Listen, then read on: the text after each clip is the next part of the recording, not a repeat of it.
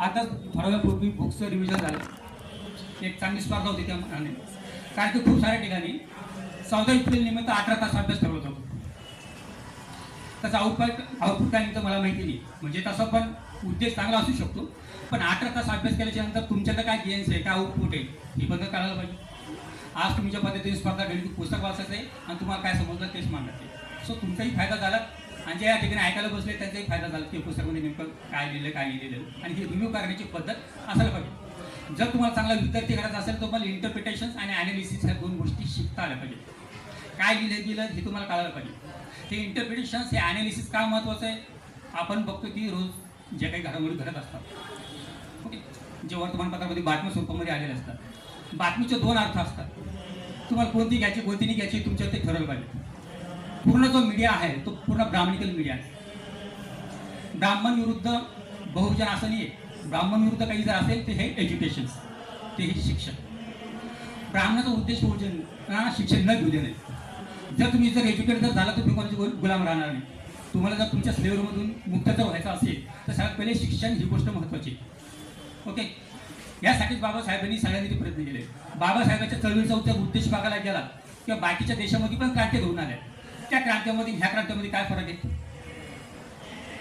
आत्ताच या पुस्तकाचा रिव्ह्यू झाला, मित्रांनी आता बुक्सचा रिव्ह्यू केलेला आहे. कार्ल मार्क्स आणि बुद्ध तो असं बोलला की कार्ल मार्क्स आणि बुद्धाची तर कार्ल मार्क्स की बुद्ध आहे और आणि नाही. आणि म्हटल्यानंतर असं होतं की बाबा दोघांसोबत बाबासाहेबांनी नाही का माहिती सांगितली आणि दोघांना स्वीकारचं सांगितलेलं आहे. तर ते आणि नाही तर ते और आहे. आणि आपण बघतो की मार्क्सिस्ट रिव्होल्युशन्स असेल की बाकीच्या रिव्होल्युशनच्या चायनामध्ये, व्हिएतनाममध्ये घडल्या, रशियामध्ये घडलेल्या असतील, क्युबामध्ये घडलेल्या असतील, त्या रिव्होल्युशनच्या पद्धतीने घडल्या ते वेगळ्या आहेत. हातामध्ये वेपन्स घेऊन ते लढले असतील, त्यांचे जे आहे लिडर्स रॅडिकल म्हणून समोर आले असतील.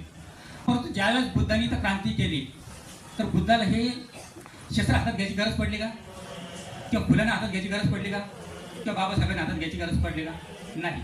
का, कारण की इच्छी जी लढाई म्हटलं ना की ब्राह्मण विरुद्ध बहुजन नाही तर ब्राह्मण विरुद्ध शिक्षण. जर तुम्ही जर शिक्षण घेतलं, आपल्या बेसिक भाषेमध्ये सांगायचं म्हणजे जर आपल्याला जर अक्कल जर आली किंवा काय चुकतं काय नाही तर तुम्ही गुलामीतून मुक्त आहात. इथं लढाईसाठी तुम्हाला खूप मोठी क्रांती करायची गरजच पडत नाही आहे. फक्त शिक्षणाची अशी गोष्ट आहे जी तुम्हाला डिसिप्लिन आणू शकते, जी तुम्हाला सर्व गोष्टीतून मुक्त करू शकते. मुक्ती कोण पाहते तर तेच. आता मुक्ती कोण पाहते असं वाटलं सर्वांना की बाबा बाबासाहेब बुद्धिझमबद्दल बोलले, बाबासाहेबांचा धार्मिक विषय मांडला. तर ॲक्च्युली बुद्धिझम हा धार्मिक विषय नाही आहे. बुद्धिझमची खरी व्याख्या ही Buddhism is nothing but it is education system. Buddhism धर्म नाही आहे. बुद्धिझममध्ये आपल्याला म्हणजे सगळं आपण बेसिक वाचलं असेल की बुद्धाने कोणत्या ईश्वराला स्वीकारलेलं नाही आहे, बुद्ध तर नास्तिक आहे. पण त्याहीपेक्षा महत्त्वाचं बुद्ध ही फिलॉसॉफी आणि ती एक एज्युकेशन सिस्टीम ती तुम्हाला एज्युकेट करते. तर त्या अनुषंगाने ह्या गोष्टी महत्त्वाच्या आहेत. आता विद्यार्थी देशामध्ये तुम्हाला कोणत्या गोष्टी महत्त्वाच्या आहेत की काय करायला पाहिजे, खूप वेळेस आपल्याला प्रॉब्लेम्स होतो. खूप सारे विद्यार्थी जे आहेत ना, जस्ट मला असं वाटतं की 10वी 12वी झालेले असतील.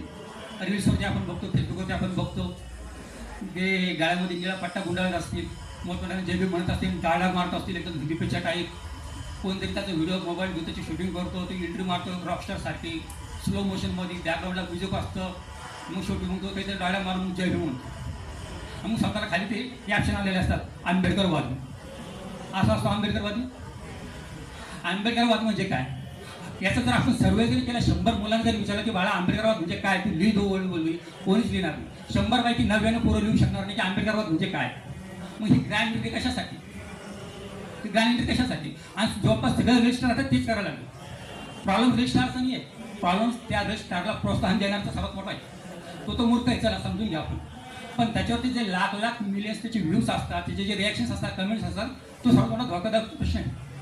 तो प्रश्न तर किंवा इतके लोक कसं त्याला रिस्पॉन्स करतात का तुम्हाला कळत नाही. समोरच्याचा नाही करत पण तुम्हाला का कळत नाही. आपण कोणत्या गोष्टीला एन्करेज करतो ही गोष्ट महत्त्वाची. कोणत्या गोष्टीला आपण चालना देतो ही गोष्ट महत्त्वाची. कोणत्या गोष्टीला प्रेरणा देतो ही गोष्ट महत्त्वाची.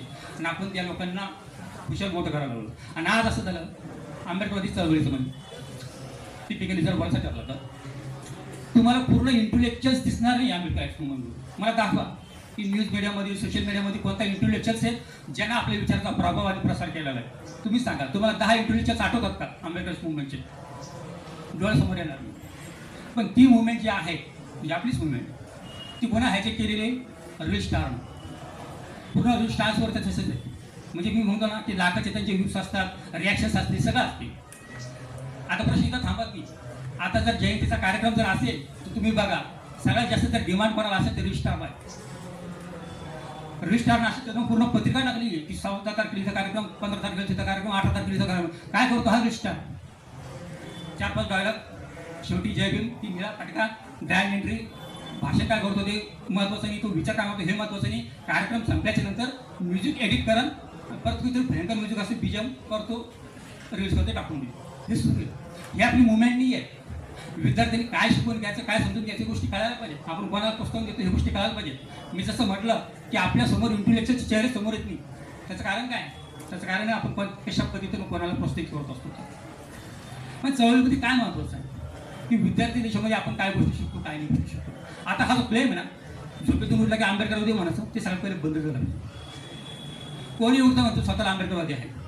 आता खूप साऱ्या लोकांना असं वाटेल की आपण आक्षेप घेणार कोण आहे, की ठीक आहे योगायोगानं तुमचा जन्म एका ठराविक पूर्वाश्रमीच्या महार आता जे बौद्ध समाजामध्ये झालेला आहे, योगायोगानं झालेला आहे. त्याच गोष्टीच्या आधारावर स्वतःला आंबेडकरवादी म्हणणार आहोत का आपण? आता याचे कारण काय? आता आपल्याला कोणाची ह्युमन एजन्सी नाकारायची नाही. हा प्रत्येकाचा नैसर्गिक अधिकार आहे स्वतःला काय म्हणून घ्यायचा, काय म्हणून घ्यायचा. परंतु याचे जे दुष्परिणाम जे समोर यायला लागले ते मात्र चिंताजनक आहेत. जर आपल्याला असं वाटतं की चळवळ ही निकोप राहायला पाहिजे, की हेल्दी राहायला पाहिजे, तर मात्र आता गोष्टी बदलणं गरजेचं आहे. मग जर कोणी स्वतःला आंबेडकरवादी म्हणून घेत असेल तर विचारा आंबेडकरवाद म्हणजे काय. आणि आंबेडकरवाद म्हणजे सगळ्यांसाठी हा प्रश्न आहे. तुम्ही स्वतः प्रश्न विचारा स्वतःला की काय आंबेडकरवाद म्हणजे नेमकं कशासाठी तुम्ही चळवळ करता, कशासाठी कार्यक्रमाचं आयोजन आहे. हा फक्त इव्हेंट आहे तर विचारधारा, तर इथं काहीतरी कल्टिवेशन ऑफ माइंड तुम्ही स्वतः करून आणणार आहे, घडून आणणार स्वतःमध्ये. आता प्रत्येक एक विचारधारा असते. मार्क्सवाद असेल, स्त्रीवाद असेल, गांधीवाद असेल, आंबेडकरवाद असेल. ज्यावेळेस आपण वाद म्हणतो, इझम म्हणतो, ती एक विचारधारा असते. आणि प्रत्येक एक विचारधाराचं काय असतं, त्याने एक प्रॉब्लेम आयडेंटिफाय केलेला असतो. जसं मार्क्सवादी असेल, त्यांनी एक प्रॉब्लेम आयडेंटिफाय केला काय, की ह्या जगामध्ये जे काही शोषण होत असतं त्या आर्थिक आधारावरती शोषण होत असतं, ती त्यांची थिअरी. स्त्रीवाद असेल तर त्यांनी अशी थिअरी मांडली की इथं स्त्रीला त्यांच्या जेंडरनुसार त्यांचं शोषण होत असतं, म्हणून त्यांनी स्त्रीवादाची मांडणी केलेली. त्यांनी प्रॉब्लेम आयडेंटिफाय केला की जेंडर. मार्क्सवादींनी प्रॉब्लेम आयडेंटिफाय केला की इकॉनॉमिक बेसिस. मग त्याच पद्धतीनं ज्यावेळेस आपण आंबेडकरवाद म्हणतो तर आपण काय प्रॉब्लेम आयडेंटिफाय केला? बाबासाहेबांनी कोणता प्रॉब्लेम आयडेंटिफाय केला नाही? आपल्या विचारधारानं कोणता प्रॉब्लेम आयडेंटिफाय केला नाही? तो आहे कास्ट. आता ही जर आंबेडकरवादाची पूर्ण व्याख्या समजून घ्यायची असेल, त्याची रूपरेषा समजून घ्यायची असेल तर परत आपल्याला बाबासाहेब रिव्ह्यू करावं लागतं, बाबासाहेब वाचवावं लागतं. बाबासाहेबांनी विद्यार्थी दशेमध्ये असताना, परत सांगतो, बाबासाहेबांनी विद्यार्थी दशेमध्ये असताना कास्ट इन इंडिया नावाचे प्रबंध लिहिला होता, शोध प्रबंध लिहिला.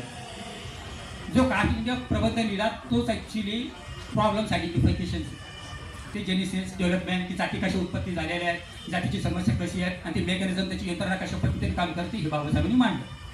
बाबासाहेबांनी कास्ट इन इंडियाच्या द्वारे प्रॉब्लेम आयडेंटिफाय केलेला आहे. मग आता हे प्रॉब्लेम झालं, प्रत्येक चळवळीचा विचारधारा प्रॉब्लेम आयडेंटिफाय करतात. त्याच्यानंतर महत्त्वाची गोष्ट असते की त्याच्यासाठी तुम्ही सोल्युशन काय देणार. मग आंबेडकरवादी चळवळीचं सोल्युशन काय, बाबासाहेबांनी काय दिलं? अॅनिहिलेशन ऑफ कास्ट. बरोबर आहे, ते त्याचं सोल्युशन. जर प्रॉब्लेम जर कास्ट इन इंडिया जर असेल तर सोल्युशन आहे अॅनिहिलेशन ऑफ कास्ट. पण या ठिकाणी प्रॉब्लेम आयडेंटिफाय केला आणि या ठिकाणी सोल्युशन पण दिलेले आहे. पण प्रॉब्लेममधून सोल्युशनपर्यंत जाईपर्यंत जो काही प्रवास आहे त्याच्यासाठी आपल्याला एक मेथॉडॉलॉजीची गरज असते, एका ठराविक मार्गाची गरज असते. तो मार्ग कोणता, की मेथॉडॉलॉजी कोणती आहे, तर ती आहे बुद्ध आणि त्यांचा धर्म. तर बाबासाहेबांनी 3 ग्रंथ लिहिलेले, कास्ट इन इंडिया तो प्रॉब्लेम्स आहे, अॅनिहिलेशन ऑफ कास्ट हे त्याचं सोल्युशन्स आहे, आणि त्याची जी मेन मेथॉडॉलॉजी जी आहे सोल्युशन मिळवण्याची, ते सोल्युशन प्राप्त करण्याची, ती आहे बुद्ध आणि त्यांचा धर्म. जो विद्यार्थी कास्ट इन इंडिया वाचेल, जो विद्यार्थी अॅनिहिलेशन ऑफ कास्ट वाचेल, जो विद्यार्थी बुद्ध आणि त्यांचा धर्म वाचेल आणि त्याची खात्री होईल की हा जो प्रॉब्लेम आयडेंटिफाय केलेला आहे याचं सोल्युशन बुद्ध आणि त्याचा धर्म आहे. ज्यावेळेस तुम्ही त्याला वाचाल, तुम्ही त्याला समजून घ्या आणि ज्यावेळेस तुम्ही त्याला कमिटमेंट द्या त्यावेळेस समजा की तुम्ही आंबेडकरवादी आहात. तोपर्यंत स्वतःला इमोशनल क्लेम करून आंबेडकरवादी बोलू नका, कारण की ही समस्या वाढ नाही. आता हे असं सांगणं का गरजेचं पडलं, आता हे सर्टिफाईड करायची का गरज पडली, त्याचं कारण पण बाबासाहेबांनी स्वतः दिलेलं. एक काळ असा होता की भारतामध्ये पूर्ण बुद्धिझमचा प्रसार झाला होता. पूर्ण भारत जम्बूद्वीप हा बौद्धमय झालेला होता. आणि ज्यावेळेस हा बौद्धमय होता त्यावेळेस बौद्ध धर्माचा जो राज झालेला त्याची जे 3 कारणं बाबासाहेबांनी सांगितलेली. त्या 3 कारणापैकी एक कारण असं होतं की त्या काळामध्ये बुद्धिझम स्वीकारताना अशी काही फॉर्मल प्रोसेस नव्हती. तेव्हा मी बुद्धिझम स्वीकारतोय ना, मला बुद्ध पाटला ना फॉर्मल प्रोसेस नव्हती. फॉर एक्झाम्पल जसं की कोणी ख्रिश्चन असेल, ख्रिश्चन धर्मामध्ये जर कोणाला कन्वर्ट व्हायचं असेल तिथं बाप्टिस्मा नावाची पद्धत आहे. म्हणजे मी ख्रिश्चन धर्म स्वीकारतोय, ती प्रोसेस असणारच फॉर्मल प्रोसेस, ती जर पार केली तर तो ख्रिश्चन बनणार. सेम मुस्लिम धर्माच्या बाबतीत त्याच्यामध्ये पण तसे फॉर्मल प्रोसेस आहे. पण बुद्धिझमच्या बाबतीत तशी फॉर्मल प्रोसेस नाही. मला जर वाटलं मला बुद्ध फॉलो करायचं आहे, मी फॉलो करणार. जसं आपण ट्रेंडी सेलिब्रिटीला फॉलो करतो ना, अंका स्टार त्या पद्धतीनं झालं, कारण त्याला नियमन नव्हतं, त्याला पॅरामीटर्स नव्हते. मग असं वाटलं रे हा हिरो चांगला काम करतो, हा याला फॉलो करायला काही हरकत नाही. नंतर वाटलं याच्या पिक्चर फ्लॉप आलेलं, दुसरा हिरो पकडा ते करा. तर भारतामध्ये तेच झालेलं आहे. त्याचं ठराविक नियमन नव्हतं, त्याची फॉर्मल प्रोसेस नव्हती. त्याच्यामुळं ज्यावेळेस बुद्ध स्वीकारला त्यावेळेस तो स्वीकारण्यासाठी पण कोणती अट नव्हती, कोणतं नियमन नव्हतं आणि अशी कोणती जबाबदारी नव्हती की यार मी तर स्वीकारलं असती तर त्यागाचा प्रश्नच येत नाही. जर तुम्ही त्याला फॉर्मली स्वीकारलंच नाही तर फॉर्मली त्याग करायचा प्रश्नच येत नाही. मग त्याच्यासाठी बाबासाहेब म्हणतात की बुद्धिझम जर टिकवायचं असेल घराघरामध्ये तर प्रत्येकाला दीक्षित करणं गरजेचं आहे. त्याच्यासाठी एका फॉर्मल प्रोसेसची गरज आहे. आपण त्याला बौद्ध धर्माची दीक्षा दिली पाहिजे. म्हणजे ज्यावेळेस तो दीक्षित होईल ती फॉर्मल प्रोसेसमध्ये जाईल, त्यावेळेस त्याला जबाबदारी वाटेल की मी आमका बौद्ध धर्म स्वीकारला तर तुम्हाला पालन करणं गरजेचं आहे. तीच गोष्ट ॲज इट इज आपल्याला आंबेडकर वादाच्या बाबतीमध्ये लागू. आज आपण बघतो की खूप सारे नेते मंडळी पण असतील जे 5 वर्षापूर्वी स्वतःला आंबेडकरवादी म्हणून घेत होते आणि आज 5 वर्षाच्या नंतर भाजपसारखे किंवा बाकीच्या कोणत्या तरी कट्टर संघटनेमध्ये काम करत असतील. कुठून आले सगळं? जबाबदारी आहे त्यांची, लॅबिलिटी आहे. लॅबिलिटी जबाबदारीला दूरची गोष्ट त्यांना लाच सुद्धा वाटत नाही. खुशात निळे फटके टाकून ते स्वतः भाजप किंवा बाकीच्या गोष्टीचे प्रचार करतात, हिंदुत्ववादी संघटनेचा प्रचार करत असतात. तर ॲक्च्युली ही लाज वाटणं गरजेचं आहे, ही लॅबिलिटी घेणं गरजेचं आहे. ही जी जबाबदारी आहे ती जबाबदारी घेणं पण गरजेचं आहे. तर ह्या आंबेडकरवादाची तरी चिन्ह आपल्याला भविष्यामध्ये चांगले दिसतील. म्हणून विद्यार्थ्यासाठी गोष्ट खूप महत्त्वाची आहे. फक्त स्वतःला आंबेडकरवादी घोषित करून जमणार नाही. तर आंबेडकरवादाची जी फॉर्मल प्रोसेस आहे, इंटेलेक्च्युअल थेरॉटिकल, ती प्रोसेस आपल्याला शिकवली लागणार. आणि त्या थेरॉटिकल फिलॉसॉफिकल प्रोसेसमधून जेव्हा तुम्ही जाल तर स्वतःमध्ये तुम्हाला असं वाटेल की तुमचं कल्टिवेशन ऑफ माइंड घडून आलं, तुमचं मन परिवर्तन घडून आलेलं आहे. त्यावेळेस आपण स्वतःला म्हणू शकतो की आपण आंबेडकरवादी आहोत. बाबासाहेबांनी काय केलं? बाबासाहेबांचा विद्यार्थी बाबतीतला जो दृष्टिकोन होता खूप विशाल होता आणि तो खूप व्यापक होता. आणि बाबासाहेबांना असं वाटत होतं की ज्या लोकांसाठी मी काम करतो त्याच्यापैकी जे कोणी विद्यार्थी असणार आहे ते खूप चांगलं काम करते. ज्या काळामध्ये बाबासाहेब सगळं संघटन करत होते, चळवळ करत होते 1920, 1930, 1940च्या काळामध्ये, तर त्या काळातला जो पर्सेंटेज आहे शिक्षणाचा, साक्षरतेचं प्रमाण ती बघा किती. 1961, 1962चा जो सेन्सेक्स आहे, जी जनगणना आहे त्या जनगणनेनुसार 1960-61चा सांगा, 61-62चा 61-62ची जी जनगणना आहे त्या जनगणनेनुसार जे साक्षरतेचं भारताचं जे प्रमाण होतं ते फक्त 18% होतं. साक्षरता म्हणजे फक्त ज्याला लिहिता येईल. साक्षरता म्हणजे असे नाही की जसं आज आपण सगळे ग्रंथ वगैरे वाचतो किंवा वगैरे सिलेबस वगैरे शिकतो, तसं नाही. फक्त आई लिहितं जरी आणि त्याला 12 खाली स्वतःचं नाव तरी त्याला ते साक्षर समजायचे. हे 18% प्रमाण होतं. आणि त्याच्यातले फक्त 3% वर्ग जो आहे तो अस्पृश्य होतो आणि त्याची हे 1961-62चा आकडा आहे. मग ज्यावेळेस बाबासाहेब 1930ला काम करत होते त्यावेळेस शिक्षणाचं प्रमाण किती असेल? ती किती गोष्ट आव्हानात्मक होती. मग बाबासाहेबांनी जे काही चळवळ उभी केली असेल, जो दृष्टिकोन असेल बाबासाहेबांचा, तो कोणाच्या भरोश्यावरती होता? तो विद्यार्थ्यांच्या भरोश्यावरती होता. विचार करा, जर शिक्षणाचं प्रमाण जर 3% असेल 1960-62ला कोणाचं, SC वर्गाचं, तर 1930 साली, 1940 साली, 1950 साली बाबासाहेबांनी इंग्रजीत पुस्तकं कोणासाठी लिहिली? हा प्रश्न पडतो. काय कारण आहे बाबासाहेबांनी इंग्रजीत पुस्तक लिहायचे? बाबासाहेबांना माहित होतं की माझ्या समाजाची जी लोकसंख्या आहे त्याचं साक्षरतेचं प्रमाण 3% आहे. मग मी इंग्रजीत पुस्तकं काय लिहिणार? कोणासाठी लिहिली होती? काय त्याची बाबासाहेबाला असा व्यापक एक असा सकारात्मक दृष्टिकोन होता, विश्वास होता की माझी जी एनर्जी पिढी ना ती लेवल क्रॉस करायची. तिची लेवल ठरवून दिली बाबासाहेबांना, ती पार करायची. हा विद्यार्थी ठेवलेला विश्वास होता. आणि आजचे आपण विद्यार्थी तो विश्वास जपतो का हा प्रश्न आपण स्वतःच विचारतो. जपतो का तो विश्वास? बाबासाहेबांनी औरंगाबादला, आता छत्रपती नगर झालं होतं ना, त्या ठिकाणी मिलन कॉलेजची स्थापना केलेली आहे. शेकडो एकरचा परिसर आहे, शेकडो एकरचा परिसर आहे. त्या काळामध्ये बाबासाहेबांनी घेतला. आणि बाबासाहेबांनी उद्योगामध्ये का नाही इन्व्हेस्ट केले नाही? बाबासाहेबांनी कंपन्या, कारखाने ते पण सुरू करू शकला असतील. पण बाबासाहेबांना प्राथमिकतेनुसार, आणि याचा अर्थ असा नाही की बाबासाहेबांना उद्योग नव्हते करायचे होते. त्याच्यासाठी वेगळे भाषण आणि त्याचे संदर्भ पण आहे, ते नंतर देते. मग प्राथमिकता ही होती की आपण शिक्षण कशा पद्धतीने देतो. त्याच्यातली सर्वात मोठी इन्व्हेस्टमेंट आहे. 1930-1940च्या काळामध्ये 300 एकर जमीन घेऊन शिक्षण संस्था उभी करणं जोक नाही आहे. आजही बाबासाहेबांनी पीपल एज्युकेशन सोसायटी जी स्थापन केलेली आहे त्याच्या महाराष्ट्रात, गुजरात, कर्नाटक आणि मध्य प्रदेशमध्ये आज टिकलेल्या ज्या संस्था आहेत ते 42 आहेत. टिकलेल्या याच्यासाठी म्हटलं कारण की काही संस्था करप्ट झाल्या, काही लोकांनी भूखंड परस्पर वाटून घेतलेले, पण ज्या टिकलेल्या संस्था आहेत ते 42 आहेत. एकटा माणूस 1930 ते 40च्या काळामध्ये शेकडो एकर जमिनीवर तर महाराष्ट्रामध्ये, गुजरातमध्ये, कर्नाटकमध्ये, MP मध्ये जर इतक्या सगळ्या शिक्षण संस्था सुरू करू शकत असेल विद्यार्थ्यांसाठी, आज आपण 80 लाख लोकसंख्या बौद्धांची, मी फक्त बौद्धांची बोललो, आपल्या स्वतःची किती शिक्षण संस्था, आपण प्रायोरिटी देतो का शिक्षणाला? आपण सगळ्या जयंतीमध्ये बाबासाहेबांचा मोठा गौरव करतो, सिम्बल ऑफ नॉलेज म्हणून. पौर्णिमेमध्ये बाबासाहेबांचा अंक आहे, त्या युनिव्हर्सिटीमध्ये बाबासाहेबचा अंक आहे, टंक सगळं आहे. अर्थातच ह्या गोष्टी गौरव करण्याच्या आहेत, त्या गोष्टीबद्दल आम्हाला अभिमान पण आहे. पण ज्याला आम्ही सिम्बॉल ऑफ नॉलेज म्हणून गौरवित करतो, ज्याचा आम्ही जयजयकार करत असतो, त्या जाती समूहामध्ये शिक्षण संस्था एकदम उदासीन आहे. शिक्षण संस्था विद्यार्थी सुद्धा उदासीन असते. आपण बघतो की मुस्लिम असतील, ख्रिश्चन असतील, शीख असतील, जैन असतील, प्रत्येकाच्या स्वतःच्या शिक्षण संस्था आहेत. प्रत्येकाचे स्वतःचे सेपरेट हॉस्टेल्स पण स्वतःच्या जातीसाठी चालवले असतील ते जातीवादी, पण कमीत कमी स्वतःच्या विद्यार्थ्यांसाठी तेवढी तरी सोडतो. आपण सिम्बॉल ऑफ नॉलेज म्हणून सगळं गौरव करणार, परंतु आपल्या स्वतःचे शिक्षण संस्था आणि आपले विद्यार्थी संघटना पण त्याची जागृत नाही. तर ज्यावेळेस बाबासाहेबांनी मिलिंद कॉलेज ठेवलं तर त्याचं नाव पण मिलिंद ठेवलं. किती कन्सेप्ट, किती फिलॉसॉफी होते बाबासाहेब, का त्याचं नाव मिलिंद ठेवलं? आजकाल तर खूप सारे नेते पण शाळा कॉलेज करतात, पण स्वतःच नाव होते. आमदार, खासदार, माननीय आमदार, टंका, पाटील, बिटील आपले पण त्याच्यामध्ये भरपूर स्वतःच्या नावानं खाजगी शिक्षण संस्था सुरू होते.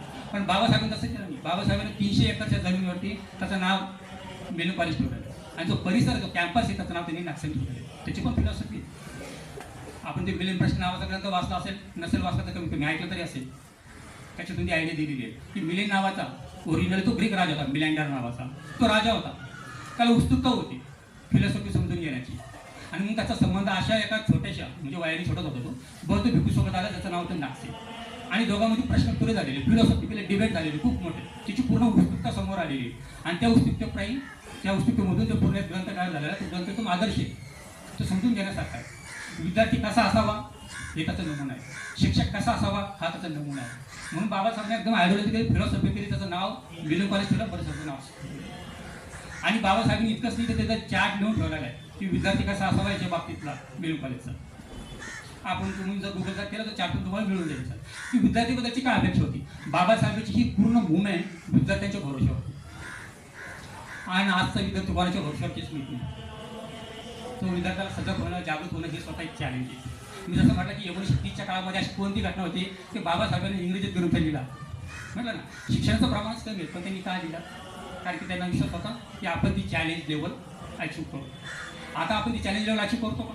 आपण कास्ट इन इंडिया वाचला का? आपण ॲनिलेशन ऑफ कास्ट वाचला का? बुद्धांनी त्यांचा धम्म वाचला का? जर वाचला असेल तर त्यांचे आभारच. ज्यांनी नसेल वाचलं त्यांनी वाचून काढलं पाहिजे. तोपर्यंत स्वतःला आंबेडकरवादी म्हणून घेऊ नका.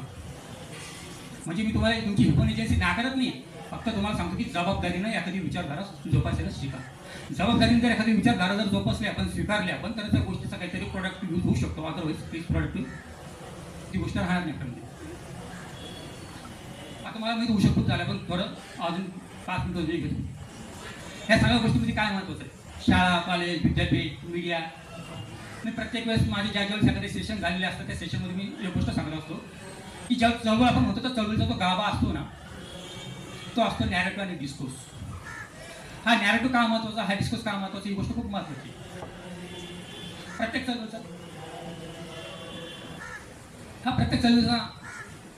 गाभा जसं नॅरेटिव्ह आणि डिस्कोर्स आहे. जर तुमचा नॅरेटिव्ह चांगला असेल, जर तुमचा डिस्कोर्स जर चांगला असेल, हेल्दी जर असेल, निकोप जर असेल, तर तुमची चळवळ चांगली झालेली असेल.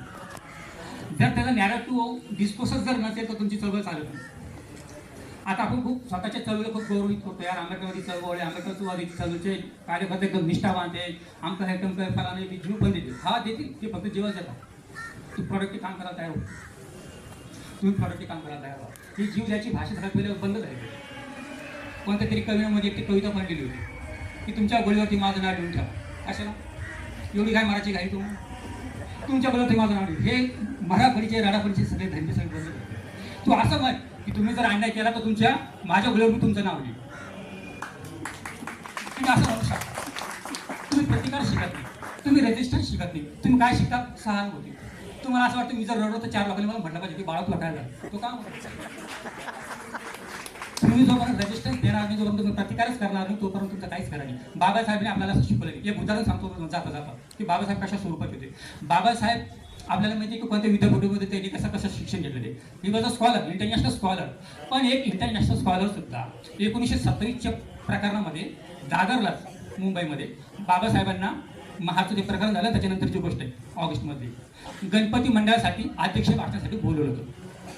ठीक आहे, इंटरनॅशनल स्कॉलर आहे. बाबासाहेबांना गणपती मंडळ भाषण करण्यासाठी बोलवलं. बाबासाहेबांनी काय केलं, आमंत्रण स्वीकारलं. बाबासाहेबांनी असं कोणतं स्टेज नाकारलं नाही जिथे ते लोकांना प्रबोधन करण्याची संधी भेटेल. कशाला सोडतं, मला तर काम जर माझं काम जर समजा लोकांना एज्युकेट करायचं आहे, शहाण्या करायचं आहे, तर मी कोणती संधी सोडणार, मला कुठेही बोलवा. मग बाबासाहेबांनी ते आमंत्रण स्वीकारलं. पण जेव्हा बाबासाहेबांनी आमंत्रण स्वीकारलं तर बाबासाहेबांना धमकीचे पत्र गेले. तुम्ही मंडळामध्ये अतिशय स्वीकारलं हे ठीक आहे नाही, पण जर तुम्ही त्या मंडपामध्ये जर पाय ठेवला तुमचा जीव तुम्हाला मिळणार नाही, आम्ही तुम्हाला मारू. अशा एकदम घाणेरड्या आणि विकृत भाषेमध्ये बाबासाहेबांना पत्र आले. अशी एक नाही, असे खूप सारे पत्र आले. मग बाबासाहेबांनी काय केलं, घाबरून घरामध्ये बसलेत का, अशी कविता लिहिली की तुमच्या बोलायला माझं नाव लिहा, नाही. बाबासाहेबांनी पाठाने कोण काढला त्या दिवशी. आणि बाबासाहेबांनी स्वतः एक पिस्तूल घेतलं खिशावर आणि बाबासाहेब पिस्तूल घेऊन भाषण करायला गेले. आणि भाषण जबरदस्त झालं. कोणा दांगड्या केला, तुम्हाला रजिस्ट्रेशन होणं गरजेचं आहे. आता आपलं दलित साहित्य म्हणजे, आता दलित साहित्याबद्दल मी निगेटिव्ह असं लोकांना वाटेल की मी खूप निगेटिव्ह बोलायला लागलो त्या दलित साहित्य. पण जर तुम्ही 1960-70 साहित्य वाचायला गेलं ना, तुम्हाला सगळ्या गाडाफळीच्या कथा सापडते, आत्मकथा. माझ्यासोबत हे झालं, माझ्या गावाने मला हे केलं, माझ्या गावानं ते केलं. आता हे वाचल्याच्या नंतर तुमच्या आजच्या पिढीला काय वाटेल, तुम्हाला वाटेल प्रतिकार करायला पाहिजे. तो जर निराश असेल आणि ती निराशाजनक जर मी वाचत असेल, तुम्ही पण निराशाजनक होईल. भाऊ तू पण उदास, मी पण उदास. मग तेच होतं की मग त्याच्यानंतर आमची पोरं 1923ला सॉरी हे 1960ला जे असे साहित्य तयार झाले त्याचा परिणाम असा झाला की 1924ला आम्ही कवी झाली होती तुमच्या गुलावर माझं निवडा. किती दिवस झाला. त्याच्यामुळे साहित्य बदल जे आहेत ना ते बदललं पाहिजे. साहित्याचा गाभा बदलला पाहिजे. साहित्याची आवड निवड वाचन सगळं बदललं पाहिजे. आपला बाप कसा होतो, आपल्या बापाने काय लिहून ठेवलेलं आहे, ती धारणा कुठे आहे. आपण आपल्या बाबासाहेबांसारखं सुद्धा राहत नाही. बाबासाहेब इंटेलेक्च्युअल्स होते, बाबासाहेब इंटरनॅशनल स्कॉलर्स होते, पण वेळ आली तर बाबासाहेब बंधू पण स्वतःची खिशात ठेवत होते. आता ती पुस्तकाचा एक रिव्ह्यू पण झाला, वेटिंग फॉर विसाम. आता बाबासाहेबांचं अजून एक पुस्तक प्रसिद्ध आहे, आत्मचरित्र. त्यांचं आत्मचरित्र नावानं एक.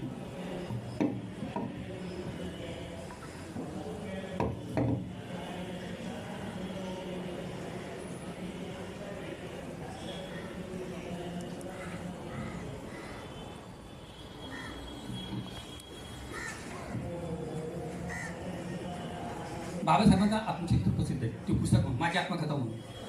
ते पुस्तक बाबासाहेबांनी स्वतः लिहिलेलं नाही, पण त्याचे नावाचे खपवले. ह्या गोष्टीचा एकदम नंतर मी कधीतरी संदर्भ भेटून तुम्हाला.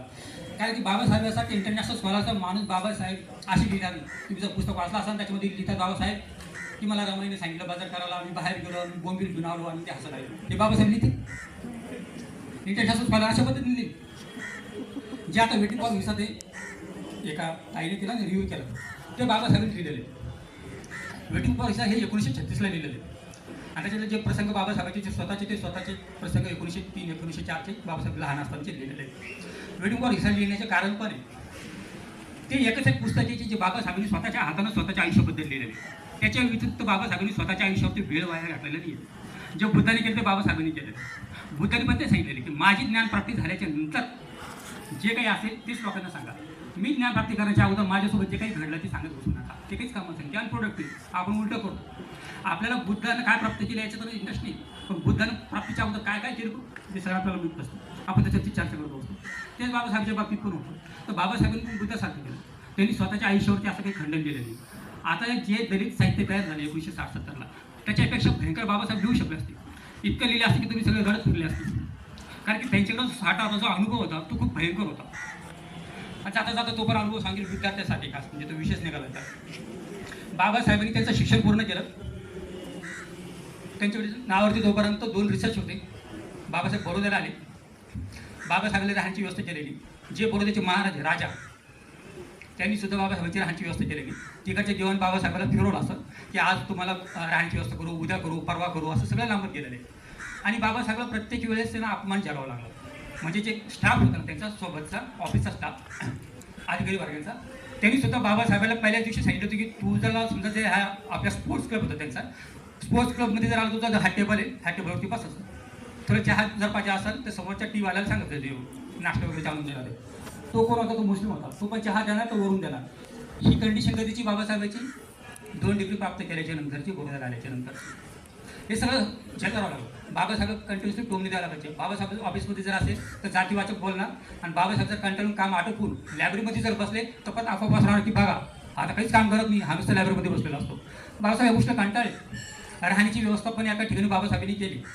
तो पारशी होता, तर बाबासाहेबांनी स्वतःचं नाव बदलून घेतलं. स्वतःची जात त्यांना त्यावेळेस लपवावी लागली, कारण की एक थोडीशी वेळ निभावायची होती त्यांना असं वाटलं की आपण ज्या राजाकडून गुरु करतो तो राजा आपली व्यवस्था करेल. मग पारशीकडे राहायला लागलं नाव बदलून. राजाच्या कानात ती गोष्ट टाकली गायकवाड महाराजाच्या, किंवा माझ्या राहण्याची व्यवस्था नाही. तर महाराज स्वतः असं म्हणतात की बाबा मी स्वतः हातभारे. गायकवाड महाराज काय म्हणतात स्वतः की मी स्वतः हातभारे घेऊन अशी व्यवस्था करू नका, सध्या जे काही दिवस चालले ते कंटिन्यू द्या, जे आहे ते चालू ठेवा. हे महाराजाची शब्द आहे. मग ज्यावेळेस सांगतो महाराज, ज्याला आपण राजा म्हणून सगळ्या इतिहासामध्ये गौरव करतो, तो कोणापुढे हातभार आहे? ब्राह्मणिकल व्यवस्थेपुढे. म्हणजे ब्राह्मण व्यवस्था एवढी मोठी आहे की तिला राजे आपण बघितले. शिवाजी महाराजचा इतिहास पण आपल्या समोर आहे, शाहू महाराजचा इतिहास पण आपल्या समोर आहे. ते सोशल जर आपण रेफर केला तर लक्षात येईल की ब्राह्मणिकल सिस्टीम ही ॲक्च्युली पॉलिटिकल सिस्टीमपेक्षा खूप मोठी आहे आणि खूप सत्ताधारी म्हणजे प्रभावी असते. तर राजाने असं म्हटलं. आणि मी शेवटी त्या पारशी लोकांना असं कळालं की बाबासाहेब हे पारशी नाही आहे, तो अनटचेबल, ते अस्पृश्य आहे. तर ते लोकांनी लाठीकाठी घेऊन आले बाबासाहेबाला मारायला. आणि मग त्यावेळेस बाबासाहेब ऑफिसमध्ये होते. बाबासाहेबला तंबी दिली की सकाळची वेळ आता 10-10:30 वाजलेले, संध्याकाळी 4 वाजेच्या आत तुझं सामान उचलून घ्यायचं, निघून जायचं. जर नाही गेला तर तुझ्या जीवाचं मी खरं आहे. मग बाबासाहेबांनी त्या 6 तासामध्ये काय केलं असेल? आता आपण फक्त इतिहासामध्ये असं वाचतो, तेव्हा महाराजांनी असं बोलले, बाबासाहेबांनी अशी मदत मागितली, पारशी लोकांनी असं सांगितलं की 6 तासात तुझं सामान उचल आणि जा. 6 तासाला तुम्ही स्वतः इमॅजिन करा की कोणी तुम्हाला घराच्या बाहेर काढून द्यायला लागतो. तुमचं कोणत्याच शहरातला कोणताही व्यक्ती तुम्हाला स्वीकारायला तयार नाही. तुमचा मित्र, तुमचा राजा, तुमचा कोणीच तुमचं त्याचं नाही आहे. आणि तुम्हाला 6 तासामध्ये बाबासाहेबांनी काय त्यावेळेस अनुभवलं असेल, काय त्यांनी विचार केला असेल, हे 6 तासाचा तुम्ही स्वतः इमॅजिन करा. ज्यावेळेस तुम्हाला माहिती की तुमची काहीच मदत येऊ शकत नाही, ज्याच्याकडून मदत नाही मिळू शकत त्याच्याकडून पण बाबासाहेबांनी मदत मिळवण्याचा प्रयत्न केला, पण अपयश आला. बाबासाहेब शेवटी घरी आले. ते घरी त्या रूमवर येईपर्यंत त्यांचं सामान रस्त्याच्या बाहेर फेकलं होतं. बाबासाहेब उचललं. बॉर्डरपासून मुंबईला येण्याची ट्रेन होती, तर उशीर होता. बाबासाहेब गार्डनमध्ये बसले, तिथं रडत बसले होते बाबासाहेब. त्यावेळेस रडले बाबासाहेब, तिथं रडले. त्याच्यानंतर ट्रेनमध्ये बसले असेल. आता हे बघा, तुम्हाला फक्त इतिहासाचा फक्त नॅरेटिव्ह माहिती आहे, पण जी पाठीमागची जी गोष्ट आहे किंवा जी इतिहासामध्ये जी गोष्ट नमूद केलेली नाही त्या गोष्टी मात्र तुम्ही इमॅजिन केलेल्या नाही. म्हणून जेव्हा बाबासाहेब ट्रेनमध्ये बसले, तुम्हाला असं वाटतं बाबासाहेब शांत बसलेले असतील. त्यावेळेस त्यांच्या डोळ्यामध्ये अश्रूच असतील ना, त्यावेळेस ते डोळे पुसत असतील. आणि जो कोणी ट्रेनमध्ये बसलेला असेल त्याला वाटलं असेल की अरे हा मुलगा कशाला रडते. काही लोकांनी इग्नोर केला असेल, काही लोकांनी सहानुभूती दिली असेल, काही लोक नुसते बघत बसले असतील. आणि बाबासाहेबांनी पण कदाचित लोकांना लपून स्वतःचे अश्रू पुसले असतील. पण जे लोक बाबासाहेबांच्या सोबत होते त्या ट्रेनच्या बोगीमध्ये, त्यांना माहीत होतं की हाच रडणारा माणूस, हा रडणारा विद्यार्थी उद्याचा भारत भाग्य विधाता आहे म्हणून माहिती. सो ॲक्च्युली सांगायचं उद्देश हा ॲक्च्युली हे रिवाईज असतं, ते प्रकारचा रिस्पेक्ट आहे. म्हणजे रिवाईज असं नाही की तुम्ही जर कोणाची फक्त हिंसाच करत नसता, तुमचा सक्सेस सुद्धा तुमचा रिवाईज आहे.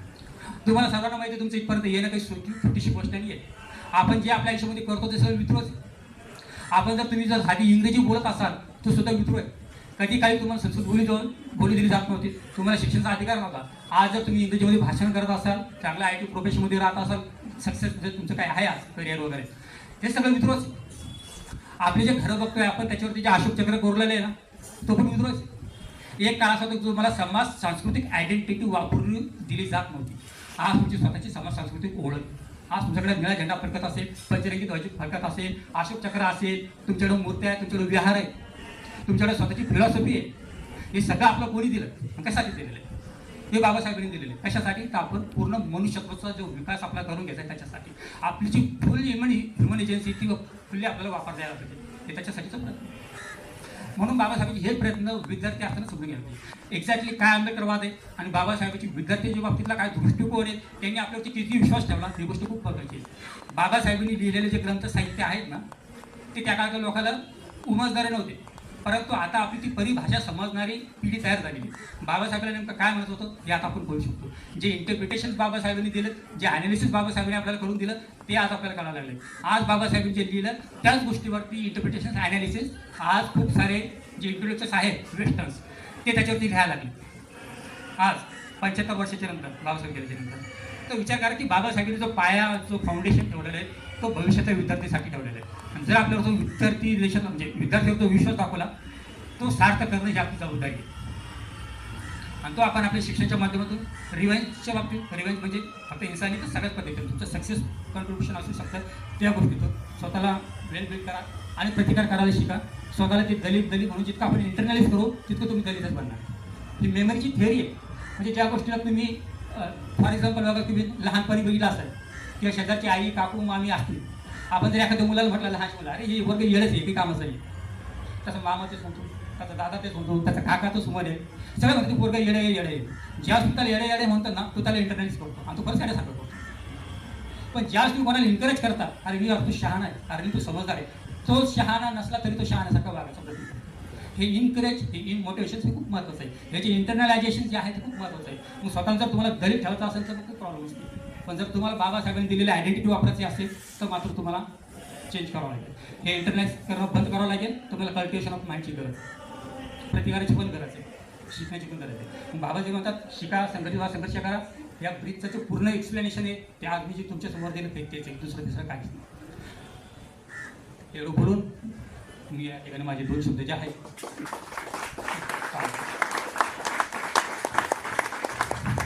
तुम्ही विद्यार्थ्यांनी त्याला